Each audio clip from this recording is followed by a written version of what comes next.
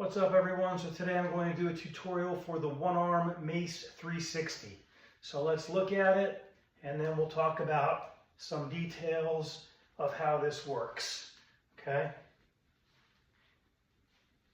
Now when we come down, one thing is we're going to come down right about to the fist is at or below the umbilicus, your belly button. Okay. So that's one thing. Now let's talk about some of the mechanics here. And I would have to slow it down, so we'll do it without the mace just to look at some of the mechanics of what we're doing. So just like we did with the two-hand Mace 360, how we dove over at about a 45, it's something along those lines. So you're going to lift, right? So dump the mace over, lifting the elbow, so you clear the head. And as you come, and as you let it swing, so just like we did with the two-hand Mace 360, where we want the elbows straight up, right, facing up, hands behind the head, so nice vertical plane line with those elbows. We want to do the same thing with the one hand so that the mace swings straight behind our back, very, very close, not angled, okay? So it's basically here, this pendulum behind us, so there's no angle, so it doesn't swing back into us, okay? So we do that.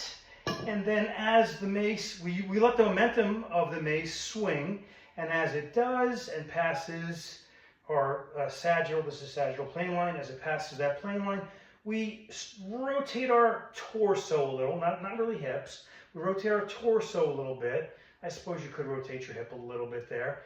And we drag the mace down with the latissimus dorsi and the triceps, okay? So we bring it down.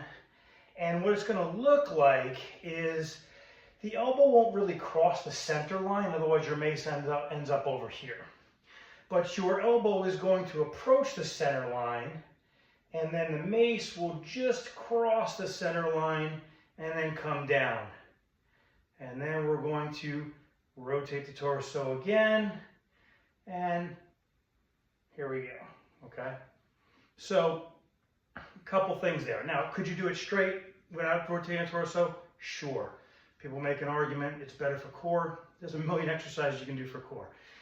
So it's not my preferred style. But that being said, I like to use, as I talked about with the two-hand mace, I like to use body unity. There's lots of different styles, so it's not that someone's style necessarily is wrong unless they're breaking biomechanical law by doing some kind of crazy thing.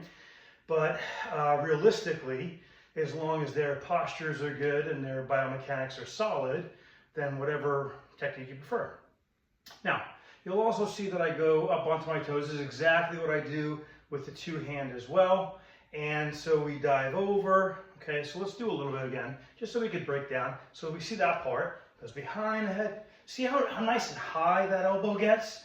So it's a little hard to talk and do that. So you see how nice and high the elbow gets, so that I can roll it around, and you go, wow, it's across your body. It's really not, because if I rotate back to center, look, the hand is just across the center line. So again, we're always thinking about that center line. So we bring it across, and we get a nice smooth movement, and you can see how we add some footwork, okay? I lean in, and then I drag.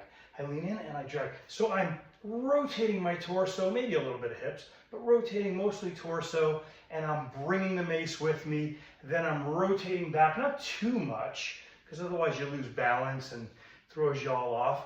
But again, and if you come up on your toes, it should be a natural rise up onto the toes, and you absolutely don't have to do that. But this is a great way to control the mace, is to use your body because you've got the weight behind it. Although at the same time, if you don't start off light, it's going to wind up getting out of control, right? Probably end up with holes in the walls, holes in the floor. Listen, if you have any questions, that's the basics. Let me know. Stay strong. I'll see you next time.